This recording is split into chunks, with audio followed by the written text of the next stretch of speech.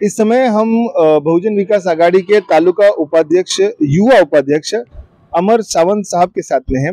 इन्होंने एक मुद्दा उठाया है बोईसर में जो कि विद्यार्थियों के लिए है, स्टूडेंट्स सेफ्टी के लिए है। आइए जानेंगे इनसे कि ये क्या मुद्दा है और क्या इसके ऊपर किस तरीके से इम्प्लिमेंटेशन होने वाला है। जून जुलैचा महिना चालू आहे। आपण बघतो की शाळकरी विद्यार्थ्यांना जाण्या आणि घेऊन येण्यासाठी बसेस ज्या आहेत त्या बसेस क्षमतेपेक्षा जास्त विद्यार्थ्यांना घेऊन जातात हे आपल्या नजरेत आलेलं आहे। त्या बसमध्ये विद्यार्थ्यांना ड्रायव्हरच्या केबिन मध्ये पण प्रवास केला जातो हे पण दिसतंय आपल्याला आणि अशाने बरेच ऍक्सिडेंट झालेले आहेत, अपघात झालेले आहेत। आता ह्या चिमुकल्यांचा जीव कसं वाचवता येईल त्याचा प्रयत्न आमच्या बहुजन विकास आघाडीकडून मी प्रयत्न करतोय। जसं की आम्ही मागे पण बघितले की आपण रस्त्यावर उतरून बस थांबवली आणि ते विचारपूस चालू होती, तर त्याचं जरा काही सांगा कसं होतं। जेव्हा मी त्या क्षणी बघितलं त्या बसमध्ये ओव्हरलोड मुलांना बसवलेलं आहे, त्यानंतर बसच्या बाजूला ड्रायव्हरच्या बाजूच्या कॅबिन मध्ये पण मुलं बसलेली आहेत। मी ताबडतोब ती बस थांबवली आणि त्याला विचारलं, बाबा तुला नियमात बसतं का तुझ्या? तो बोलला की असं नाही बसवलं तर आम्हाला परवडणार नाही। असं पैशाचा विषय आहे, पैशाचा विषय आहे। जर आम्ही सीट जास्त बसवणार नाही तर आम्हाला परवडणार नाही।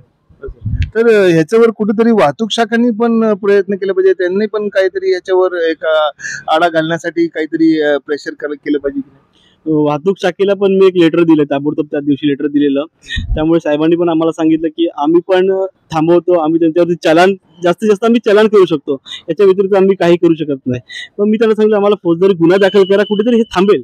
तसंच मला हे विचारायचं आहे की आपण स्कूल जे शाळे आहेत त्यांना कुठे आपण कॉन्टॅक्ट केलेत का, त्यांना काही पत्रव्यवहार केलेत का, त्यांच्याशी काही कॉन्टॅक्ट झाले? प्रिन्सिपलला पण मी लेटर दिले, 2-3 शाळेमध्ये मी स्वतः व्हिजिट केले।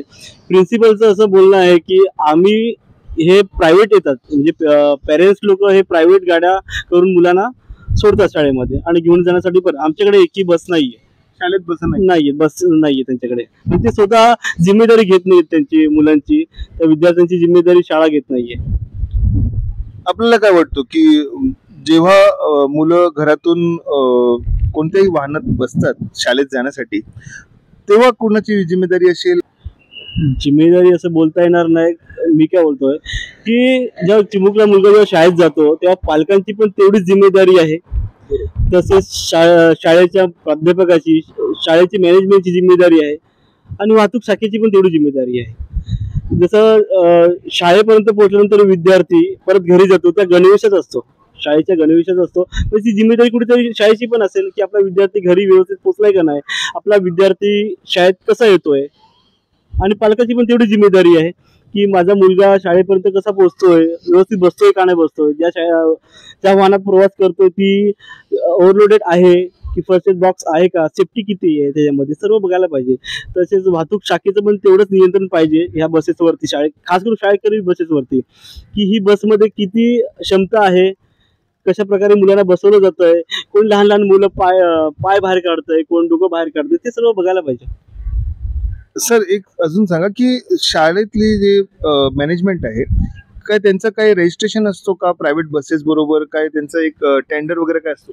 हे प्रश्न मी शाळेत विचारले, त्यांनी डायरेक्ट सांगितलं की आमच्याकडे बसेसच नाहीयेत, हे सर्व करतात ते पेरेंट्स बाहेरूनच प्रायव्हेट असतात। ते प्रायव्हेट बसेसबरोबर ह्यांचे काही रजिस्ट्रेशन वगैरे जे प्रायव्हेट बसेस येतात त्यांच्या बरोबर काही टेंडर आहे का की फक्त पेरेंट्सच हे करतात? हो, पेरेंट्सच सर्व करत आहेत, जिम्मेदारी ऍक्च्युली शाळा घ्यायला तयारच नाहीये, हे स्पष्ट दिसते मला।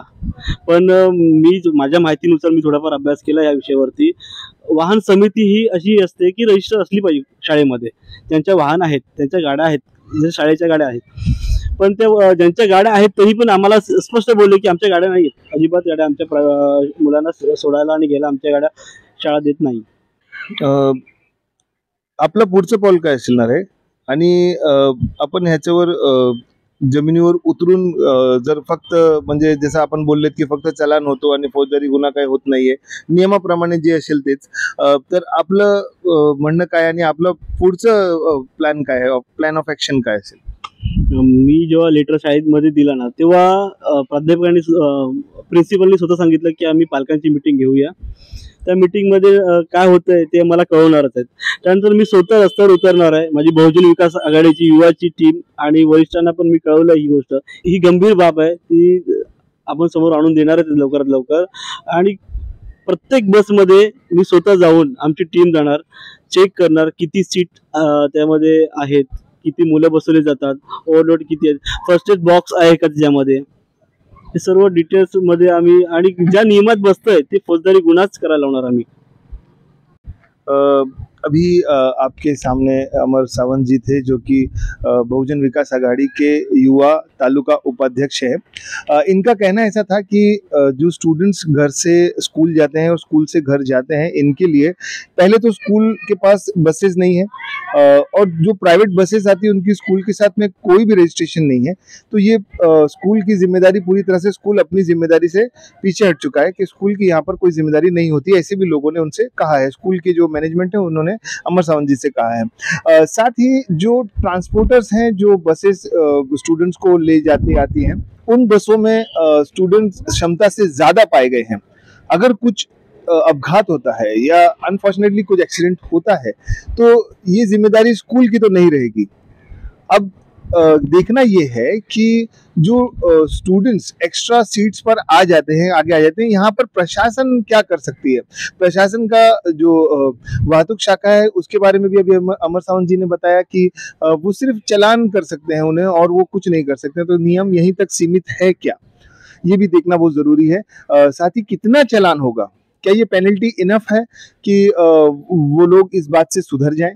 और साथ ही वो ये भी बता रहे हैं कि जो ड्राइवर्स हैं ऐसे ट्रांसपोर्टर्स के, ऐसे बसेस के, वो कह रहे हैं कि हमें परवड़ता नहीं है, हम ज्यादा अगर सीट्स नहीं लेंगे तो हमारी बस नहीं चल पाएगी. यहाँ पर कुछ ना कुछ स्कूल और पेरेंट्स लोगों ने मिलकर एक सॉल्यूशन निकालना चाहिए.